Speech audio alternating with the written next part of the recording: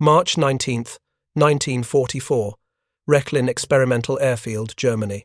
The laboratory technician's hands trembled slightly as he positioned the captured American 50 caliber armor-piercing incendiary round beneath the comparison microscope, placing it alongside a German 13mm heavy machine gun cartridge.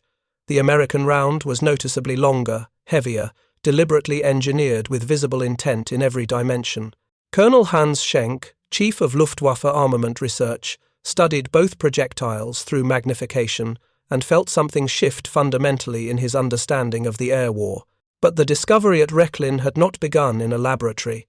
It had begun 2 weeks earlier in the twisted wreckage of a Focke-Wulf FW-190 fighter near Aachen, where Hauptmann Ernst Keller had nursed a critically damaged aircraft back toward German lines after an encounter with American bombers and their escort fighters. Keller's engine was dying, his hydraulics shattered, his fuselage perforated with holes that seemed to defy the structural integrity of the aluminum airframe. He had managed to limp across the Belgian border and belly land his fighter in a field outside Verviers before the engine finally seized. Recovery teams arrived within hours, and what they found troubled experienced aircraft inspectors. The damage pattern was unlike anything they had documented before. Previous encounters with American 50 caliber machine gun fire had produced relatively small entry holes, often barely damaging critical systems unless multiple rounds struck concentrated areas. But this FW-190 showed something different entirely. Rounds had penetrated the engine block, shattering cylinder heads and destroying internal components with an efficiency that suggested purposeful design rather than fortunate ballistics.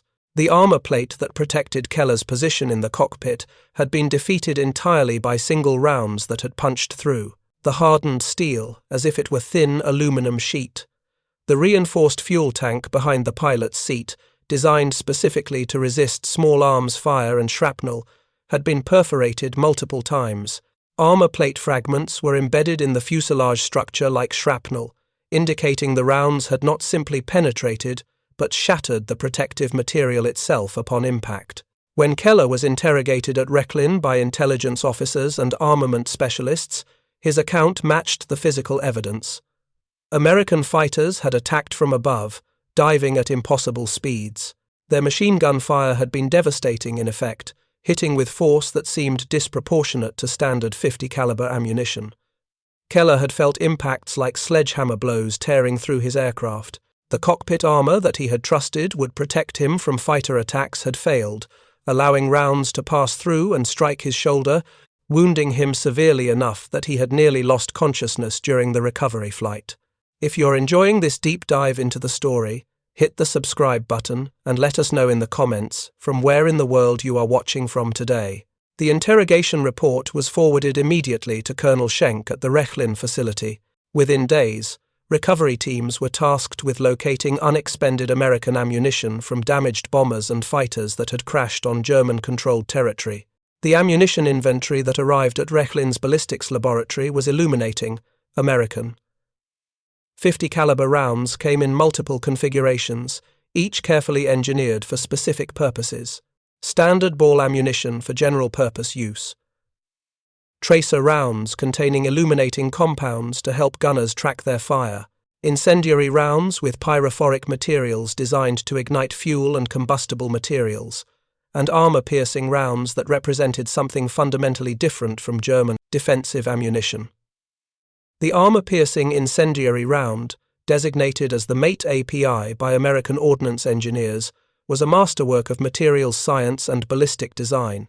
The projectile measured 0.50 inches in diameter and weighed approximately 130 grams, nearly 3 times heavier than standard German machine gun ammunition. The construction revealed sophisticated understanding of impact physics. The outer copper jacket was specifically hardened to resist deformation during impact and penetration. Behind the copper jacket sat the true penetrator, a steel or tungsten alloy core designed to maintain structural integrity despite the enormous pressures generated during impact with armor plate. Behind the penetrator came an incendiary fill, a pyrophoric material that would ignite upon impact with the intense heat generated during armor penetration. The base of the projectile was slightly flattened and reinforced to withstand the pressures of firing without deforming. Every aspect of the design had been engineered with deliberate intent. This was not ammunition designed for general-purpose defensive fire. This was ammunition specifically engineered to penetrate armor, defeat protective systems, and ignite fires within targets struck. Schenck ordered immediate ballistic testing. German armor plate samples were mounted on testing frames, and American .50 caliber API rounds were fired against them from controlled distances. The results were devastating to German confidence in armor protection systems that had seemed adequate just weeks earlier. Standard German armor plate, hardened steel that had successfully resisted rifle-caliber rounds and even lighter machine gun fire, was penetrated easily by the American rounds. Rounds struck the plate at velocities exceeding 2,800 feet per second, and the tungsten penetrators punched through like a sharpened tool through soft clay. At ranges up to 800 yards, the effective combat distance for aerial engagements, the penetration was nearly guaranteed against standard armor thickness.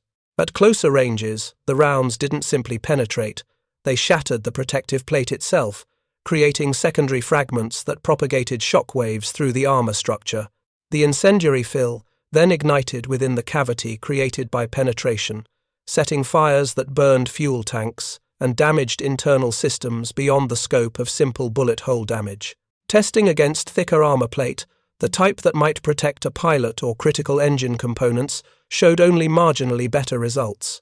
The penetrator would eventually be stopped, but only if the armor thickness approached levels that would make aircraft structurally prohibitive, adding weight that would degrade performance and maneuverability. Schenck convened an urgent meeting with Luftwaffe fighter unit commanders, ordnance specialists, and aircraft designers. The implications were inescapable to anyone who understood the physics and materials science involved. American fighter and bomber crews were equipped with ammunition specifically designed to penetrate German armor protection systems. This ammunition represented a quantum leap in effectiveness beyond the standard .50 caliber rounds that German intelligence had previously evaluated. The Americans had not simply built more machine guns or mounted them with better positioning for defensive fire.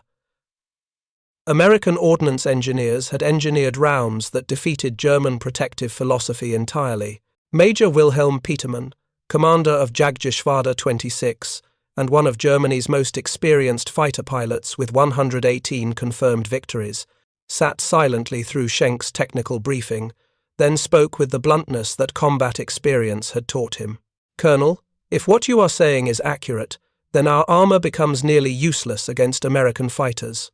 Our pilots are flying, aircraft designed around assumptions that no longer apply. American ammunition has made our armor a liability because pilots rely on protection that no longer exists." Petermann's statement captured the fundamental crisis. German fighter design philosophy had emphasized maneuverability and climb performance over heavy armor protection. The Messerschmitt Bf 109 and Focke-Wulf FW 190 were relatively lightly armored compared to American fighters, with protective measures concentrated around pilot position and critical systems rather than distributed throughout the aircraft. This design philosophy had made sense when American defensive fire consisted of standard ammunition designed for general-purpose use. Against armor-piercing incendiary rounds, the philosophy became dangerously inadequate. American fighters like the P-47 Thunderbolt and P-51 Mustang carried heavy armor protection, precisely because they had been designed around anticipation that they would take hits from German cannon and machine gun fire during combat. The Americans had engineered their aircraft with redundant systems, multiple armor layers, and protective measures that assumed they would absorb damage and continue flying. German fighters had been designed with different assumptions, prioritizing speed and maneuverability over protection, betting that superior pilot skill and tactical doctrine would allow them to avoid being hit in the first place. Now, American ordnance engineers had changed the equation entirely. They had developed ammunition that could penetrate German armor and ignite fires within the protected cavities. They had equipped their fighters and bombers with weapons that defeated the protective assumptions underlying German aircraft design. Schenck's laboratory conducted metallurgical analysis of the American projectiles, comparing them against samples of German tungsten and steel alloys used in German armor-piercing ammunition. The comparison revealed uncomfortable truths about relative industrial capability. The Americans had access to tungsten supplies sufficient to incorporate tungsten cores into every armor-piercing round produced.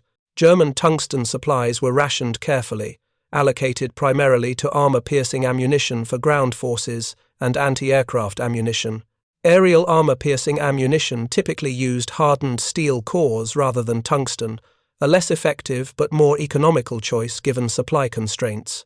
The American incendiary fill was sophisticated chemistry, carefully formulated to ignite reliably upon impact and generate intense heat that would ignite fuel and damage internal systems. German incendiary ammunition used simpler chemical formulations, less reliable upon impact and generating less intense reactions. The copper jacket on American rounds was drawn to specific thickness and hardness specifications that German metallurgical analysis suggested represented precise engineering rather than fortunate approximation. The Americans had not simply stumbled upon effective ammunition. They had engineered it through rigorous development process, testing different materials, designs, and impact scenarios to achieve optimal performance against specific targets. German ammunition designers had worked within constraints imposed by resource limitations, producing rounds that were effective within those constraints but inferior to American alternatives when compared directly. Schenck prepared a comprehensive report for the Luftwaffe High Command detailing the implications. The report concluded that German fighter pilots were now facing American ammunition specifically engineered to defeat German protective systems. The armor that pilots had trusted to save their lives during combat was now demonstrably inadequate against the ammunition American fighters and bombers were firing. German aircraft design would need fundamental modification to address this threat, but such modifications would require months of development and extensive tooling changes at German factories already operating at capacity. Furthermore, any protective modifications would increase weight and degrade performance, potentially offsetting whatever advantage the increased protection offered. The report contained a darker implication that Schenck did not state explicitly but that every reader understood. American industrial capacity had advanced to the point where American ordnance engineers could design specialized ammunition for a specific purpose, manufacture it in quantities sufficient to equip every fighter and bomber in American service, and implement that design change across the entire American Air Force within a matter of months. German industry, by contrast, struggled to maintain production of existing ammunition types while innovating new designs. German factories were being bombed relentlessly. Supply chains were disrupted. Skilled workers were being conscripted for military service faster than they could be replaced. Raw materials were increasingly constrained as conquered territories fell back to Allied control and supply sources dried up. The Americans could afford specialized ammunition for specialized purposes. Germany could not. The implications extended beyond mere ammunition design into broader questions about industrial organization and strategic capability. If American ordnance engineers could undertake sophisticated development of specialized ammunition, what else were they developing? What other aspects of American military equipment represented careful engineering advancement rather than fortunate design? Every German officer who understood industrial production and strategic analysis could arrive at the same conclusion. American industry was not simply matching German capabilities.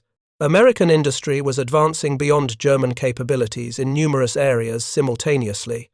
German designers were being forced to improvise solutions with limited resources. American designers were being given resources sufficient to implement optimal solutions to every problem they encountered. The armor-piercing incendiary round represented just one manifestation of this broader disparity. Luftwaffe pilots who received briefings about American ammunition began experiencing a subtle shift in morale. The armor that had represented safety now represented false security. Pilots who had relied on protective measures learned those measures were inadequate against the weapons they now faced. Experienced pilots adapted by flying differently, avoiding being hit rather than relying on armor to protect them if they were struck. Novice pilots, whose survival prospects were already marginal given declining training standards and numerical disadvantage, became even more vulnerable when they discovered their protective equipment was less effective than they had been led to believe. Combat reports from November 1944 through the final months of the war documented increasing German concern about American ammunition effectiveness against their aircraft. One pilot report from a FW-190 pilot described rounds penetrating the armored windscreen that was supposed to protect him during frontal attacks, rounds passing through engine armor and shattering cylinder heads, rounds defeating the armor plate behind his seat, despite its considerable thickness. The pilot survived the encounter, but was severely wounded by fragments of shattered armor that had been driven through the protective cavity into his body. He reported that his confidence in armor protection was destroyed, that he now relied purely on avoiding being hit rather than believing armor would save him if hit. This shift in pilot psychology extended throughout the Luftwaffe fighter force by late 1944. Experienced pilots adapted their tactics to minimize exposure to American defensive fire. They pressed attacks more aggressively but withdrew before. American gunners could achieve good firing solutions. They attempted to position their aircraft to minimize the chance of being struck by rounds fired from behind or from below. They relied on superior knowledge of their aircraft's capabilities and superior understanding of three-dimensional combat maneuvering to avoid being in the optimal firing position for American gunners. But this tactical adaptation came at the cost of reduced attack effectiveness. Aggressive attacks that pushed close enough to aim carefully at the bomber or escort fighter risked taking hits from American fire. More cautious attacks that minimized exposure time also minimized accuracy. German pilots found themselves trapped between options that both carried unacceptable risks: either accept the risk of being hit by superior American ammunition and fight through to achieve kills, or fight cautiously and accept reduced effectiveness, while American ammunition forced them into ever more dangerous tactical positions. The armor-piercing incendiary round represented only one advantage American forces possessed, but it symbolized the broader technological and industrial disparity that was determining the air war over Europe. The round itself was a triumph of American ordnance engineering, carefully designed to achieve specific performance characteristics against specific targets. The fact that American industry could produce this ammunition in quantities sufficient to equip bombers and fighters across multiple theaters simultaneously demonstrated industrial capability that Germany could not match. The fact that German pilots faced this ammunition while flying aircraft designed under different assumptions about protective requirements represented a mismatch between threat and protection that could not be corrected without fundamental redesign of German aircraft. The armor-piercing incendiary round became the visible manifestation of deeper American advantages in industrial organization, engineering, capability, and resource allocation. Pilots who examined the rounds that had damaged their aircraft or killed their comrades understood that they were facing not just American pilots or American tactics, but American industrial civilization brought to bear in the form of ammunition, specifically engineered for maximum effectiveness against German protective systems. Hauptmann Keller, who had survived his encounter with American fighters and made it back to German lines, was interviewed extensively by intelligence officers about his experience. His account of the sledgehammer blows that penetrated armor that should have protected him became legendary within fighter units. Other pilots began reporting similar experiences, similar patterns of armor failure, similar realization that their protective equipment was inadequate. By early 1945, as German fighter units withdrew to defend the Reich itself against ever-increasing bomber formations, the armor-piercing incendiary round had become a known threat that every German pilot understood with painful clarity. The round was effective. The round was specifically engineered to defeat German armor. The round would likely hit them if American gunners had good firing solutions. And if they were hit, the probability that they would survive the encounter was dramatically reduced compared to earlier in the war, when American ammunition had been less sophisticated. This knowledge changed how pilots flew, how they approached combat, and ultimately how effective they could be in defending against the systematic destruction of Germany through strategic bombing. The captured rounds that Colonel Schenck examined under magnification at Rechlin represented more than ammunition design. They represented the culmination of American ordnance engineering development, driven by recognition that German fighters and bombers posed serious threats that required specialized defensive measures. The rounds represented careful analysis of threat requirements, analysis of available materials and manufacturing capabilities, and engineering development to achieve optimal performance within those constraints. The rounds represented the ability to implement design changes across American aircraft production faster than German industry could introduce equivalent innovations. The rounds represented the industrial capacity to manufacture specialized ammunition in quantities sufficient to equip hundreds of thousands of weapons across multiple theaters simultaneously. The rounds represented American confidence that they possessed sufficient material advantage that they could afford specialized weapons for specialized purposes, rather than being forced to rely on general-purpose ammunition designed to work adequately across multiple roles. For German pilots flying into combat against American bombers and fighters equipped with this ammunition, the armor-piercing incendiary round became a symbol of American material superiority made visible. The round had a physical presence that pilots could see, could examine, could feel when it impacted their aircraft. The round represented tangible evidence that American industry and engineering capability had advanced beyond German equivalents in ways that mattered directly to pilot survival. The technical briefing that Colonel Schenck delivered to Luftwaffe commanders concluded with uncomfortable implications stated clearly. German fighter aircraft designed around protective assumptions that no longer applied were now vulnerable to American ammunition specifically engineered to defeat those assumptions.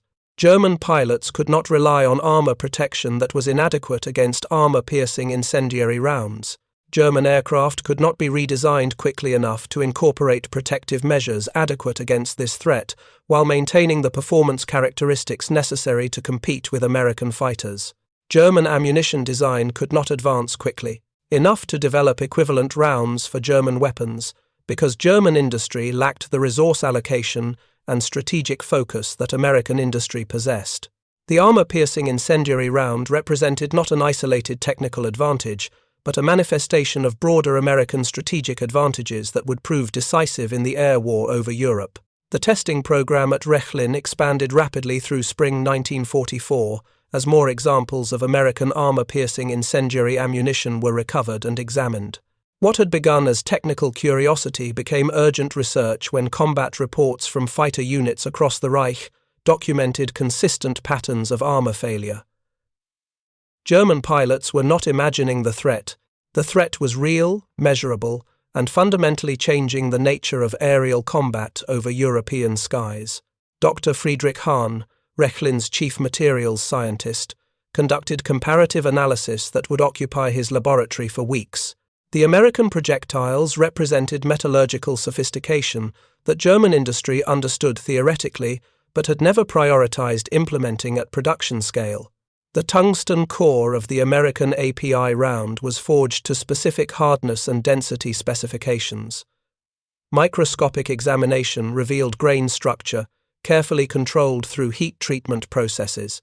The penetrator was not simply a hard piece of metal. It was engineered to maintain structural integrity through the massive deceleration forces experienced during armor penetration. Hahn's analysis compared samples against German tungsten ammunition, which was reserved primarily for anti-tank rifles and ground-based anti-aircraft weapons where extreme performance was considered essential. For aerial armor-piercing rounds, German designers had substituted hardened steel cores due to tungsten supply constraints. The performance difference was measurable and significant. American tungsten cores retained integrity through multiple impacts, theoretically capable of penetrating successive layers of armor within a single aircraft strike. German steel cores were more prone to fragmentation or deformation upon impact, reducing penetration depth and losing effectiveness against layered armor systems. The incendiary fill analysis proved equally illuminating. American pyrophoric compounds were carefully formulated to ignite reliably upon the heat generated during penetration, then burn with sufficient intensity to ignite fuel and internal materials within the strike cavity. Testing with captured American incendiary rounds showed combustion temperatures exceeding 2,000 degrees Celsius, sustained for several seconds after impact.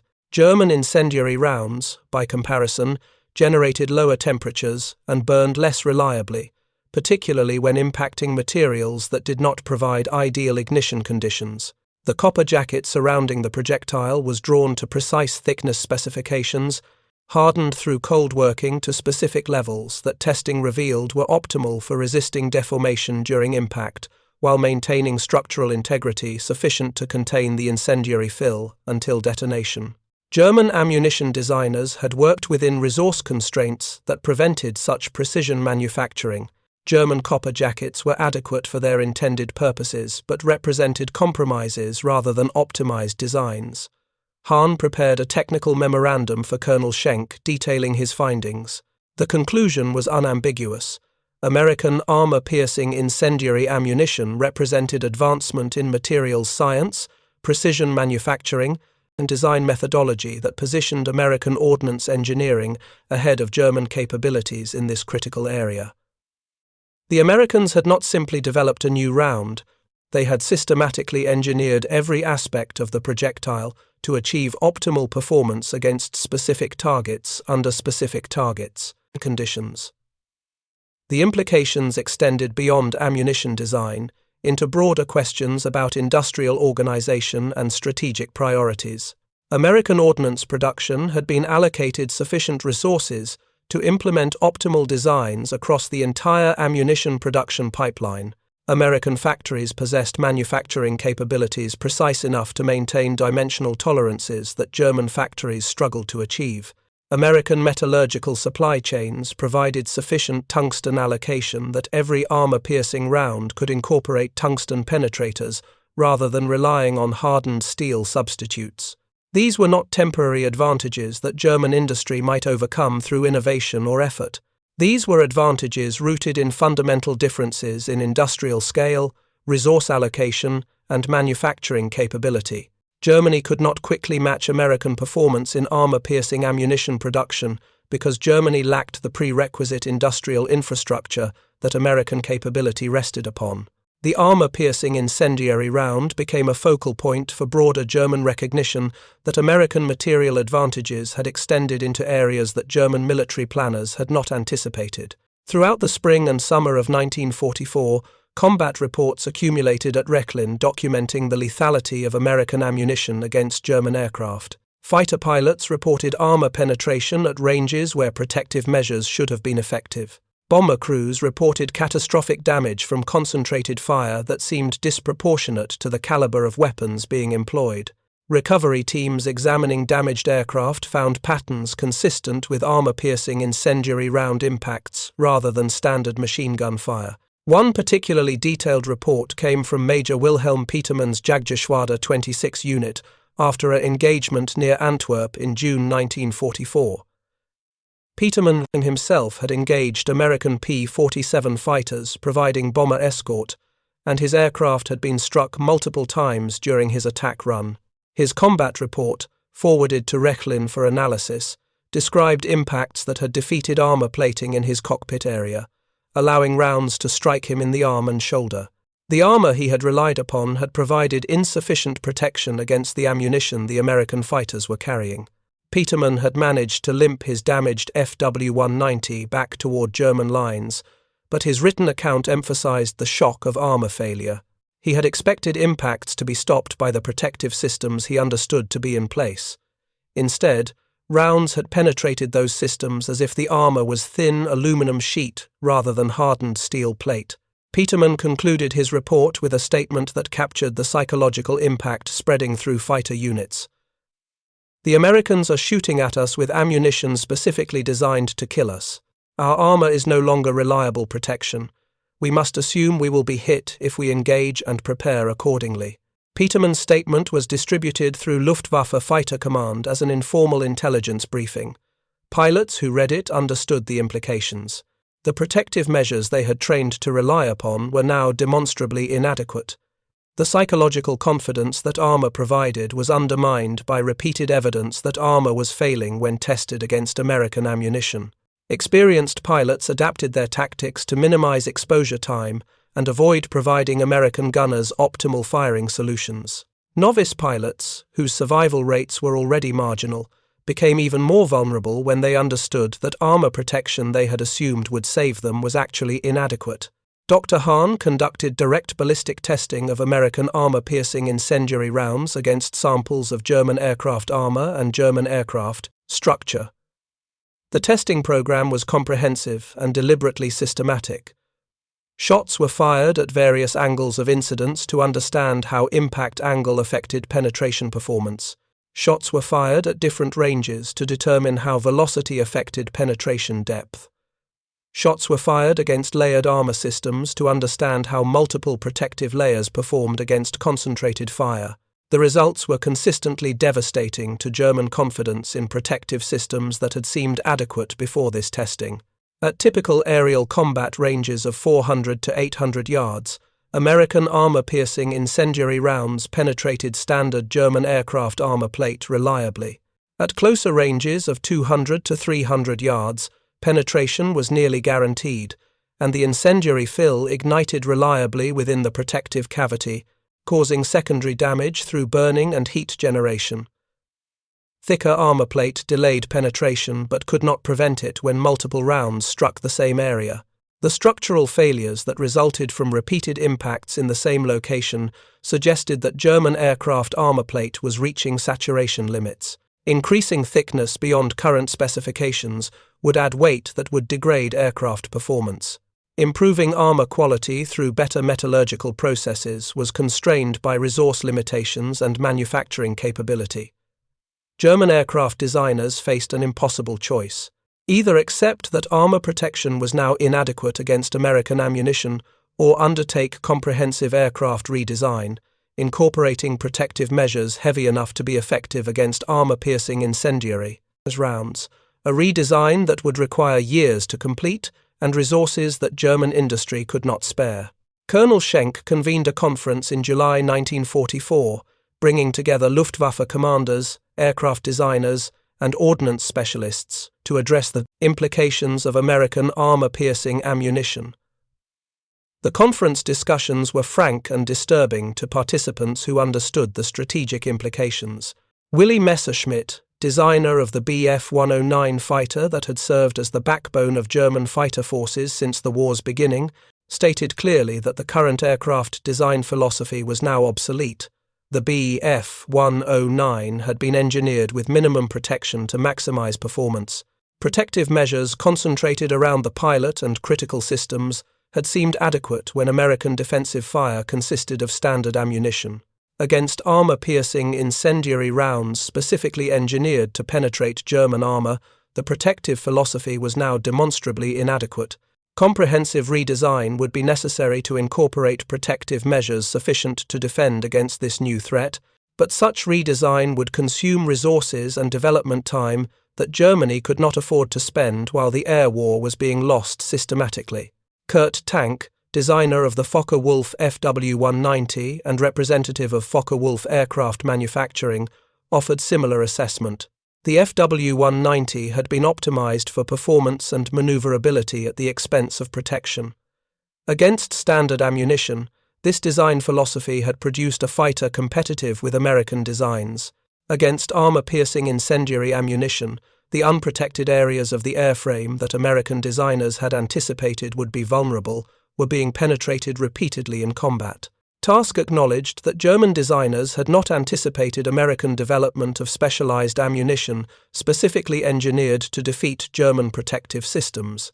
American ordnance engineers had apparently conducted detailed analysis of German aircraft design, identified areas where protective measures were concentrated, and then developed ammunition, specifically engineered to penetrate those concentrated protective areas. American industrial capability allowed them to manufacture this specialized ammunition in quantities sufficient to equip all American fighter and bomber crews. German industry could not match this capability because German industry was constrained by resource limitations and manufacturing capacity that American industry did not face. The implications extended beyond aircraft design into fundamental questions about the air war itself. If American ordnance engineers could develop specialized ammunition for specific purposes, what prevented them from developing other specialized weapons? What other aspects of American equipment represented carefully engineered solutions rather than general-purpose designs? The armor-piercing incendiary round represented just one manifestation of American ability to advance military technology across multiple fronts simultaneously, while German industry struggled to maintain production of existing equipment. Oberst Adolf Galland, commander of German fighter forces and holder of 104 confirmed aerial victories, participated in the Rechlin conference via telephone from his headquarters. Galland's assessment was characteristically blunt and pessimistic about German prospects. The Americans have superior ammunition, superior aircraft in many categories, superior pilots increasingly, and superior industrial capacity to sustain losses and replace equipment faster than we can destroy it. The armor-piercing incendiary round represents just one visible manifestation of these broader advantages. We can study the round, we can test it, we can measure its capabilities, but we cannot counter it effectively because the underlying advantages that produce it cannot be countered through tactical innovation or increased effort. Galland concluded his assessment with a statement that captured the growing German recognition of strategic defeat even as they continued fighting.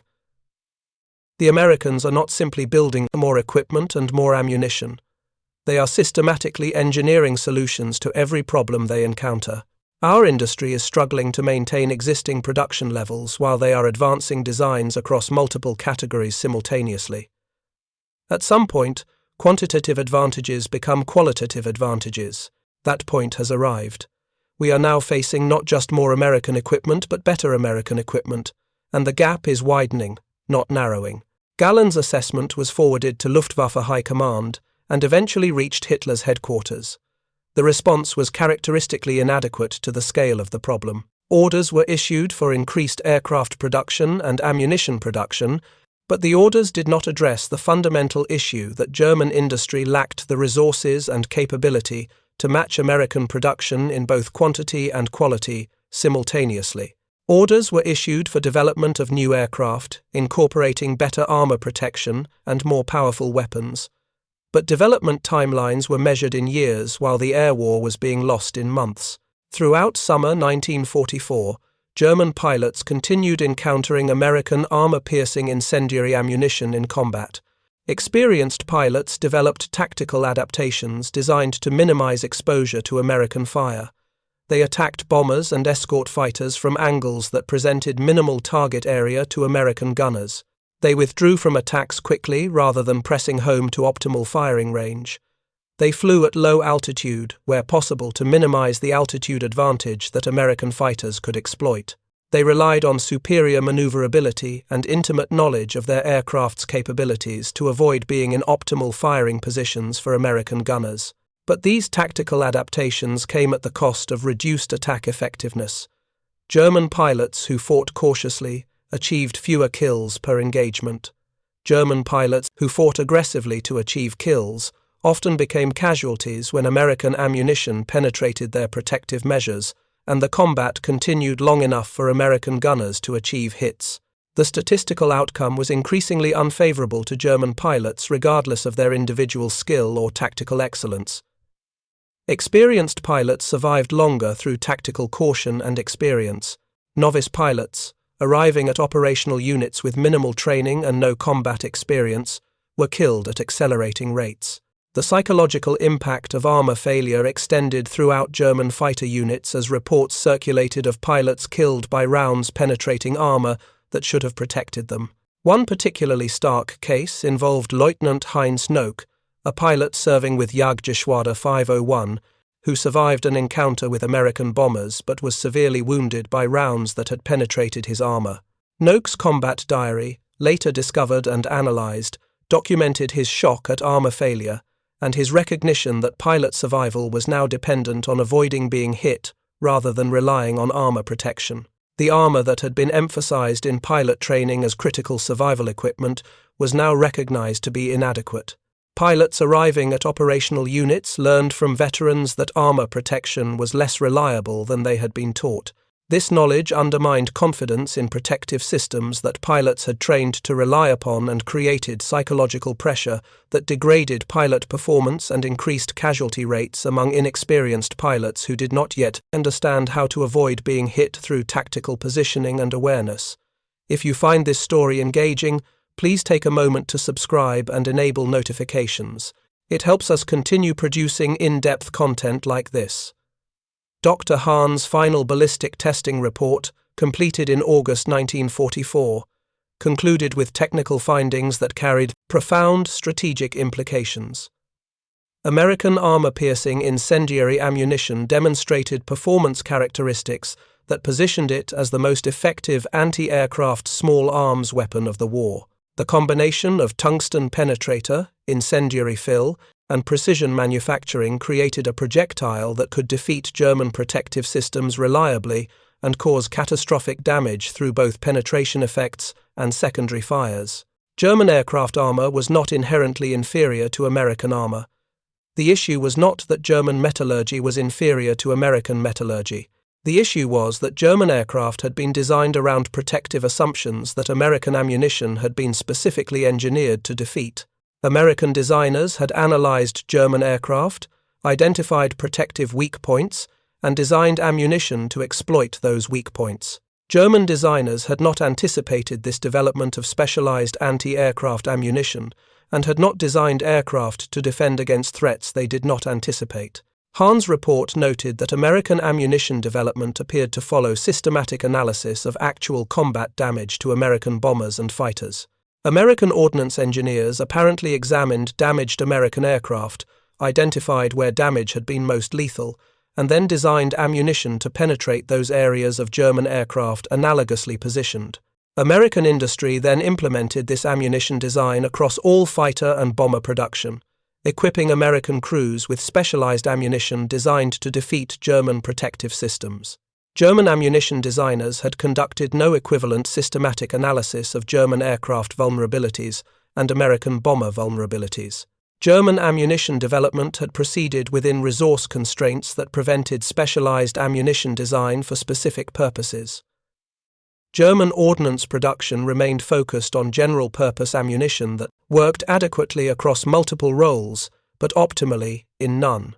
The armor-piercing incendiary round represented American ability to conduct systematic analysis of combat requirements, engineer specialized solutions to those requirements, and implement those solutions across production at scale. Germany lacked this capability because Germany lacked the industrial resources that this capability required. The strategic implications were inescapable to anyone who understood military history and the relationship between industrial capability and military outcome. Wars of attrition favored the side with superior industrial production. The armor-piercing incendiary round represented just one manifestation of American industrial advantage. American ability to engineer specialized equipment and produce it at scale demonstrated industrial capability that would prove decisive if the war continued long enough for quantitative advantages to manifest. German military planners understood this reality by late 1944. They understood that American industrial capacity was advancing on multiple fronts simultaneously, while German industry was struggling to maintain existing production levels. They understood that American ammunition was becoming more effective while German ammunition remained constrained by resource limitations. They understood that American aircraft were increasingly better protected, while German aircraft remained designed around protective assumptions that were now obsolete. But German military planners could not translate this understanding into effective strategic responses, because the underlying advantages were rooted in industrial scale and resource allocation that Germany could not match or overcome. September 19, 1944. Rechlin Experimental Airfield, Germany. Colonel Hans Schenck stood in the ballistics laboratory examining the final reports from months of armor-piercing ammunition testing. The conclusion was undeniable. German protective systems, designed around assumptions about American ammunition that were now obsolete, provided inadequate defense against the specialized armor-piercing incendiary rounds that American fighters and bombers were carrying into combat. The question that now dominated military planning was not whether German armor was inadequate, The question was what could be done about it within the constraints of German industrial capability in late 1944. The answer, documented in planning memos and strategic assessments, was essentially nothing. German aircraft already in production could not be retrofitted with significantly heavier armor without substantial redesign. Aircraft undergoing design could incorporate improved protection, but development timelines stretched into 1945 and beyond, while the air war was being lost in months. New aircraft with improved armor would enter production after the war was already lost. German industry faced the mathematical certainty that American advances in ammunition design and production capability had created a defensive problem that German industry could not solve, before that industry was itself destroyed by the very bombing campaign that the armor-piercing ammunition was designed to protect against. Throughout late 1944, German pilots continued flying combat missions against American bombers and fighters equipped with armor-piercing incendiary ammunition. The psychological burden of understanding that protective systems were inadequate manifested in multiple ways across fighter units. Experienced pilots adapted through careful tactical positioning and aggressive defense of bomber formations, fighting with tactical discipline designed to minimize exposure time while maximizing effectiveness. Novice pilots, arriving at operational units with minimal flight training and no understanding of the tactical realities they would face, were killed at accelerating rates. Training programs were producing pilots faster than ever before in the war, but training intensity was declining as fuel shortages restricted flight hours and experienced instructors were being rotated to operational units. Pilots arriving at combat units had perhaps 50 hours of flight training total, compared to the 150 to 200 hours that American pilots received. These inexperienced German pilots were encountering American pilots with hundreds of combat hours of experience and aircraft, equipped with ammunition specifically engineered to defeat German protective systems. Lieutenant Hans Philipp, commander of Jagdgeschwader 1 and holder of 206 confirmed victories, documented his observations about armor-piercing ammunition in combat reports that circulated through fighter units as unofficial intelligence briefings. Philipp had survived encounters with American fighters and understood the lethality of armor-piercing ammunition through direct experience. His assessments were consistently pessimistic about German prospects. The Americans are shooting at us with ammunition designed to kill us specifically. The ammunition defeats our armor routinely. Our pilots are learning they cannot rely on protective systems they were trained to trust. New pilots arriving at operational units are being told by veterans that armor protection is unreliable. This knowledge undermines pilot confidence and increases casualty rates among inexperienced pilots who are already struggling with limited training and overwhelming opposition. Philipp's assessment included a darker observation that carried implications beyond immediate tactical concerns. The Americans developed this ammunition through systematic analysis of combat damage to their aircraft. The Americans engineered solutions to specific problems they identified. The Americans then implemented those solutions across all their equipment production. This represents an industrial and engineering capability that we cannot match. We are fighting against a nation that can systematically solve military problems at scale. We can fight against their individual pilots. We cannot fight against their industrial system. Philipp's combat diary, maintained throughout his service and preserved after the war, documented the accumulating psychological pressure of armor failure. One entry from October 1944 described an engagement where Philipp's aircraft had been struck multiple times by American fire. His armor had been penetrated, allowing rounds to strike internal systems and cause damage that nearly forced him to abandon the aircraft. His written reflection captured the shift in perception that armor failure had created. I no longer trust the armor to protect me. I trust my ability to avoid being in the position where American gunners have clear shots. But I cannot avoid all shots in a sustained engagement. Eventually, if an engagement lasts long enough, American gunners will achieve good firing solutions. They will fire rounds specifically engineered to penetrate my armor. Those rounds will hit my aircraft. The armor will fail. I will be wounded or killed. This knowledge changes how I approach every mission. Philipp's entry reflected the psychological transformation spreading through German fighter units as armor inadequacy became accepted reality rather than theoretical concern. Pilots who had been trained to believe armor protection would save their lives were learning that armor protection could not be relied upon. This knowledge created pressure that manifested in tactical caution among experienced pilots and paralysis among inexperienced pilots who were already struggling with inadequate training and overwhelming opposition. The first major test of German tactical adaptation to armor-piercing ammunition came during the Big Week bombing campaign in February 1944. German fighter units responded to the massive American bombing effort with coordinated defensive operations. The armor-piercing ammunition that American fighters were carrying was now well known to German intelligence. German pilots understood they were flying aircraft with inadequate protection against ammunition specifically engineered to defeat their protective systems. Experienced units adapted their tactics accordingly.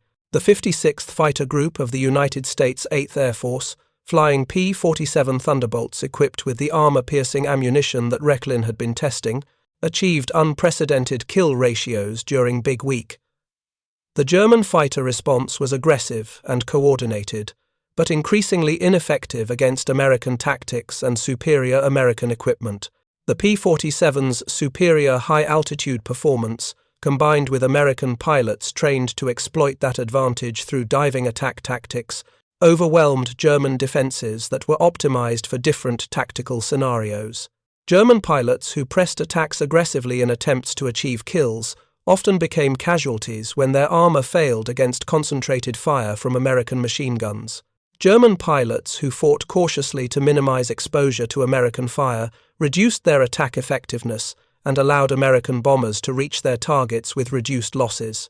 The choice between aggressive tactics that risked armor failure and defensive tactics that accepted reduced effectiveness produced statistical outcomes unfavorable to German air defense, regardless of the tactical approach selected.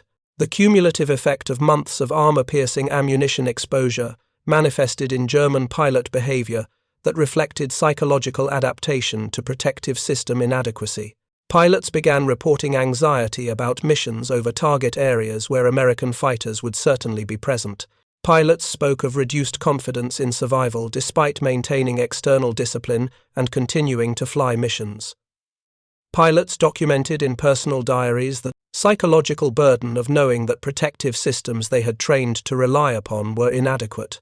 Oberst Wolf Hirth, commanding Jagdgeschwader 3, reported in November 1944 that pilot morale had declined measurably since German recognition that American ammunition defeated German armor. Pilots who had previously flown with confidence that protective systems would save them if they took hits now flew with the understanding that hits meant significant risk of wounding or death regardless of protective measures.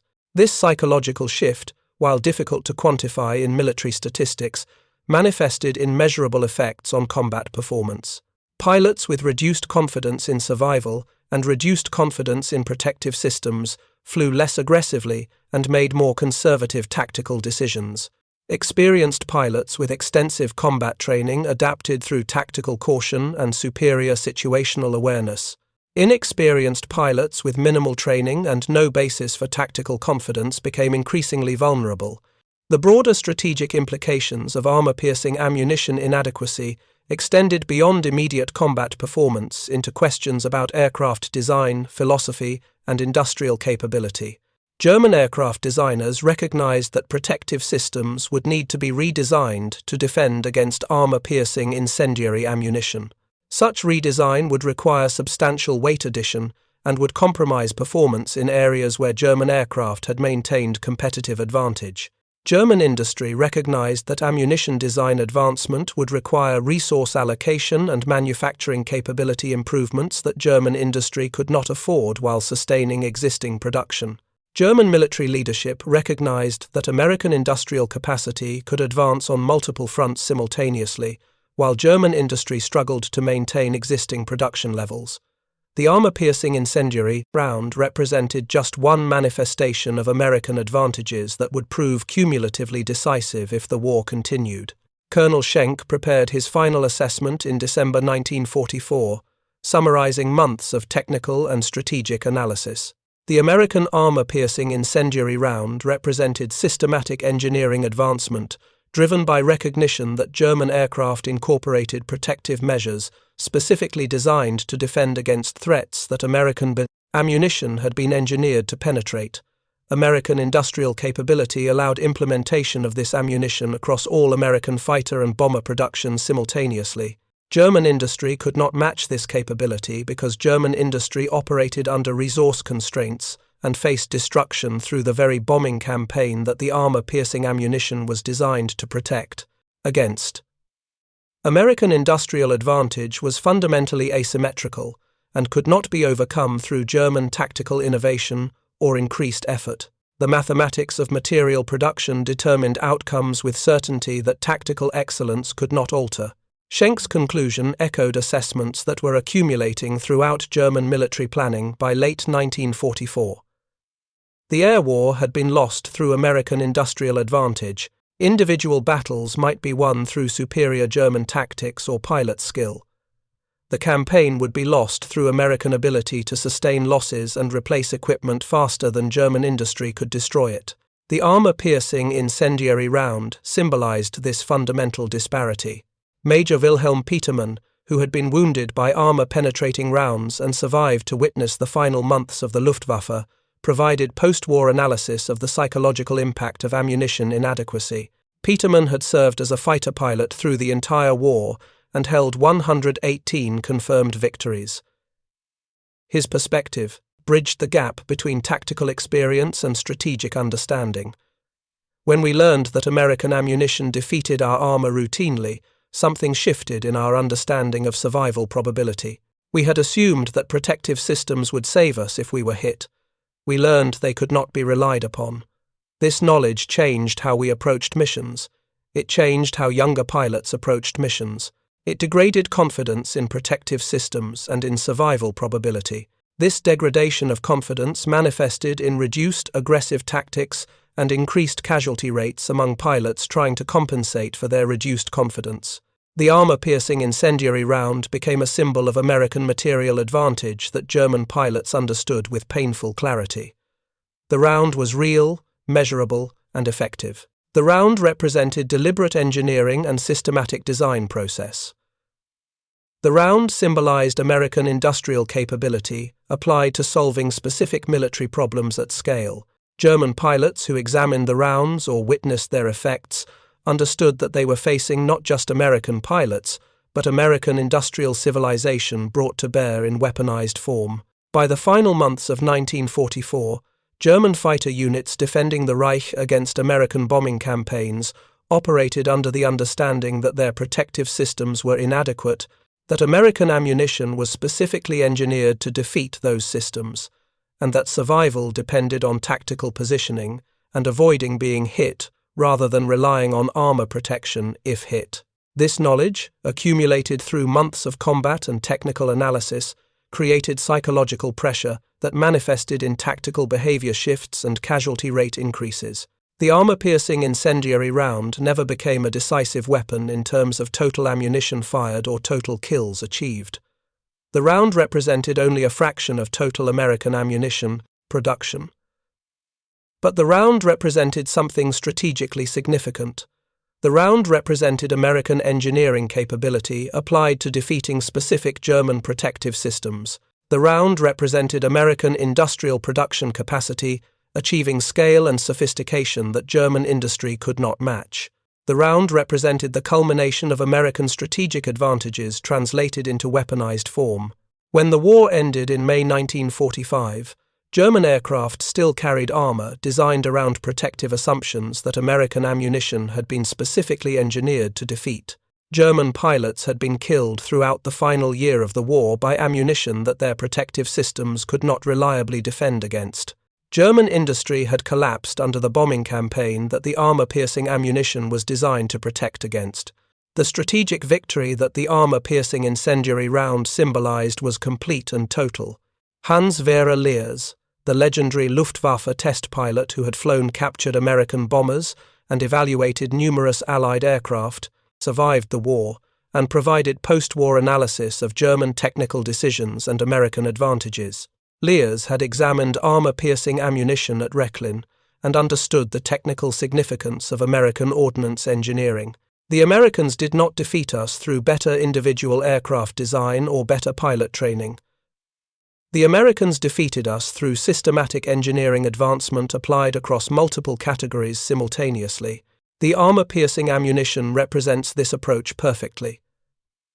The Americans identified that German aircraft incorporated protective measures concentrated in specific areas. The Americans designed ammunition specifically engineered to penetrate those areas. The Americans then equipped all their aircraft with this ammunition. This represents an industrial and engineering capability that we could not match.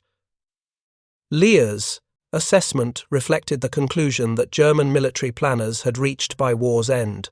American military advantage was fundamentally rooted in industrial capability and engineering organization that Germany could not match through tactical innovation or increased effort. The armor-piercing incendiary round symbolized this advantage for German pilots, who understood that they were flying aircraft with protective systems inadequate against ammunition specifically engineered to defeat those systems. The legacy of armor-piercing ammunition extended beyond immediate World War II combat into post-war military organization and ammunition design philosophy. American recognition that specialized ammunition designed for specific purposes could provide significant advantages influenced post-war ammunition development. Soviet designers, capturing German technical documentation and analyzing American advances, incorporated lessons learned from armor-piercing ammunition into post-war ammunition development.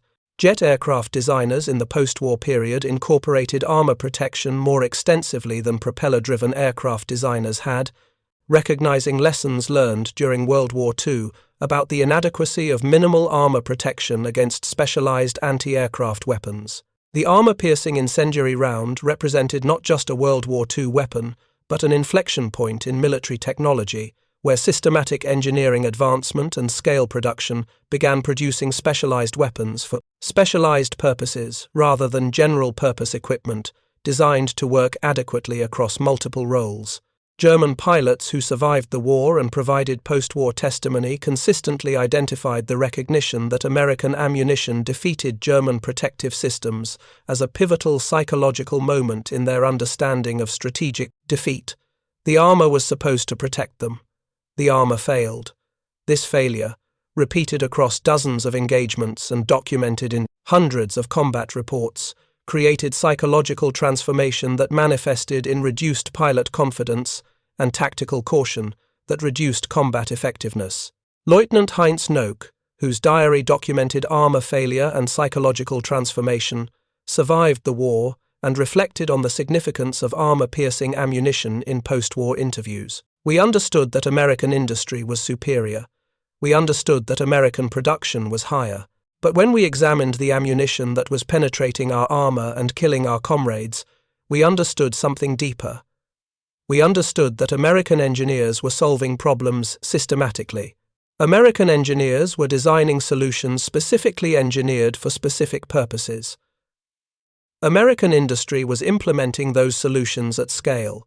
This represented an advantage that we could not counter through any realistic means. The armor-piercing incendiary round symbolized the culmination of American strategic advantages in industrial organization, engineering capability, and resource allocation.